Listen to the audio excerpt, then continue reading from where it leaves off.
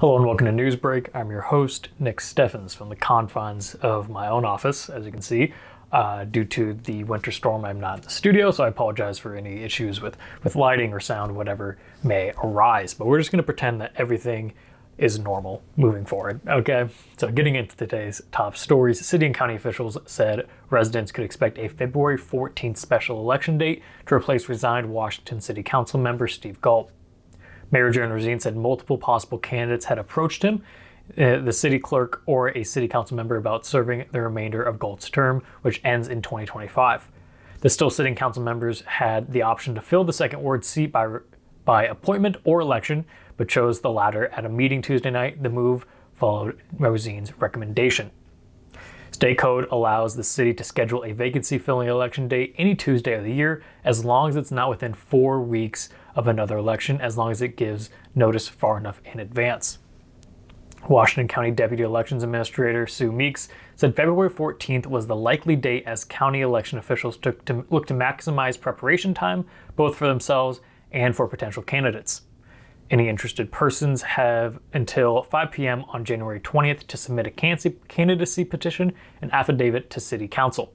That petition must include at least 25 signatures from Ward 2 residents of the city, listed with their legal addresses, not P.O. box numbers. The proper paperwork can be picked up at City Hall or the county auditor's office.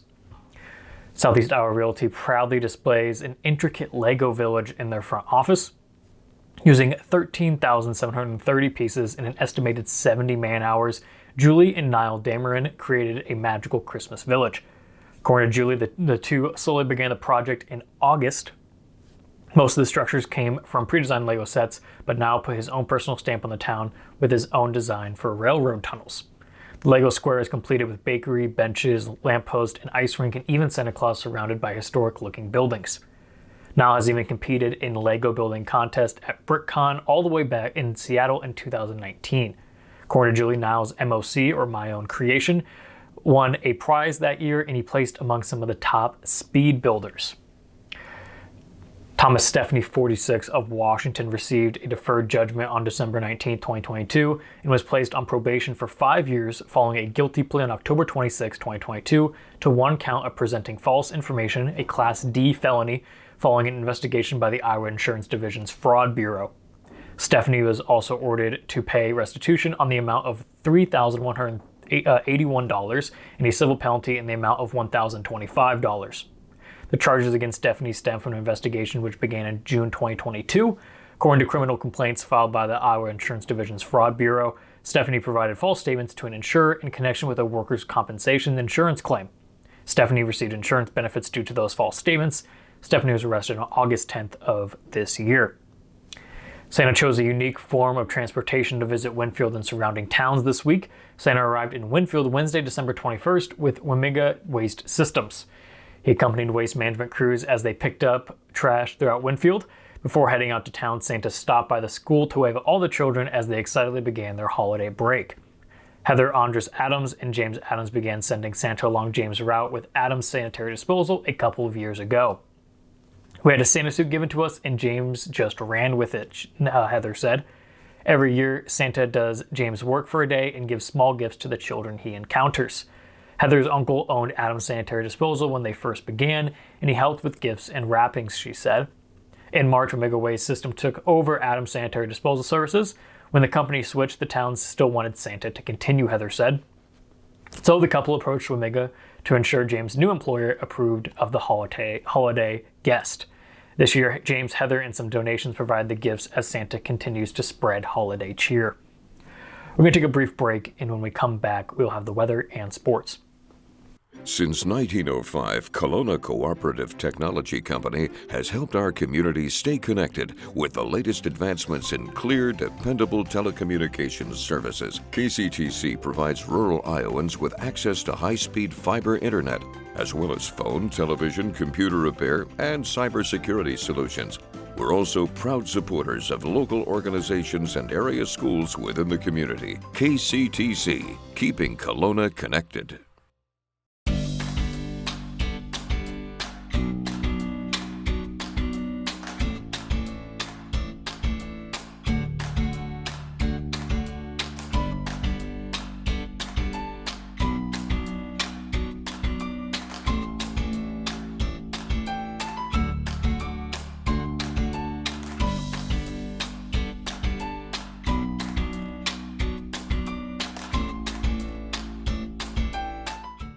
At the Capper Auto Group, we put our customers' needs first and understand that everyone is as different as the vehicle they select. We offer new Ford, Chevrolet, Buick, GMC, Jeep, Chrysler, Dodge, and Ram vehicles in a friendly environment that puts you in the driver's seat. When it comes to service, we maintain factory-trained technicians and competitive pricing. The Capper Auto Group still believes that service after the sale provides the best customer experience. Come see the Capper experience for yourself.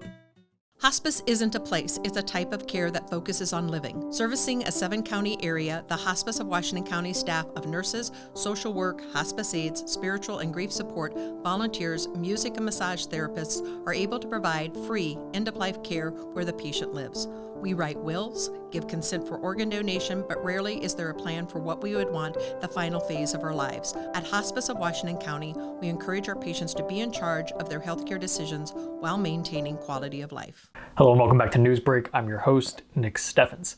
It is now time for the weather. The weather is brought to you by Jacqueline Ariola, LLC. Come visit Jackie in her new location downtown. She is ready to serve Washington and the surrounding community. Today has been mostly cloudy and windy. Blowing snow will create local ground blizzards, and the high will be 1 degree, and winds will come from the west by northwest at 25 to 35 miles an hour.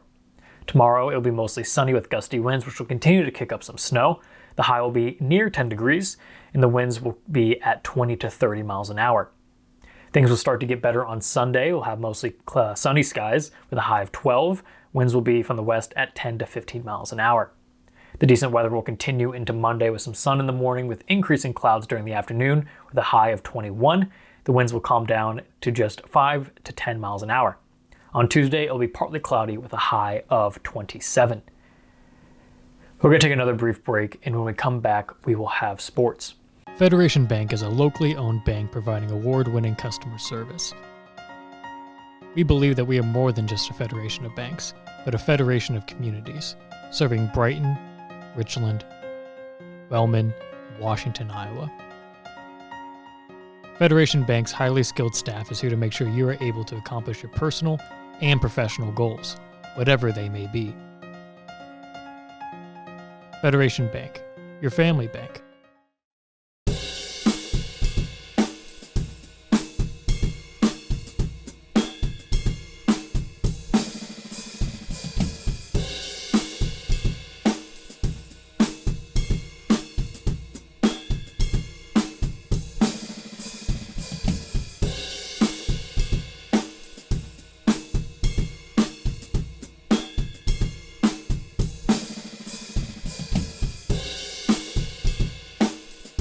Family owned and operated by Andy and Sarah Ross. Ross Auto has been your vehicle repair and maintenance headquarters since 1935.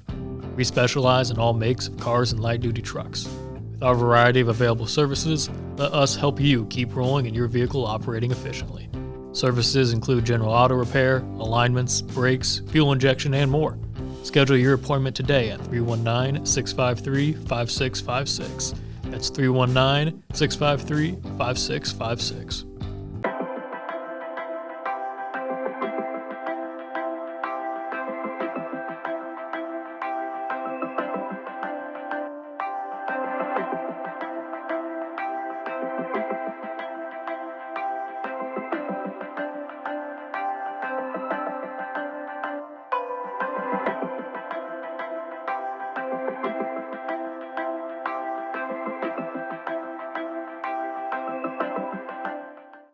Hello and welcome back to Newsbreak. I'm your host, Nick Steffens. It is now time for sports. Sports, brought to you by Fairway.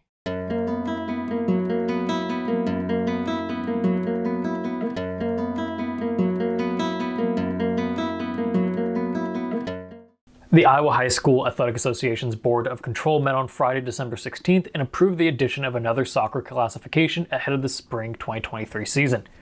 Class 4A will be added to the soccer slate. Soccer will be added as a IHSAA sport along with baseball, basketball, cross country, golf, and track and field. The two-time recommendation from the Soccer Advisory Committee passed the notion to create classifications with fewer schools and closer enrollment totals for a sport that has shown consistent growth since becoming an IHSAA sanctioned sport in 1994. With the growth of soccer, particularly in our smaller schools, adding an additional class will reduce the disparity in enrollment in each class, providing for a more competitive season and state tournament series, Executive Director Tom Keating said. We anticipate the additional class will encourage even more schools to join one of our fastest growing sports. Soccer has seen a large jump in participation since its arrival in the IHSAA. In 2022 alone, IHSAA soccer saw 172 participating teams across 3 separate classes. There were 48 teams in Class 3A, 56 in 2A, and 68 in 1A. When it debuted in 1994, the sport had just 79 schools. In 1998, a second class was added, and in 2009, a third, with 143 total schools.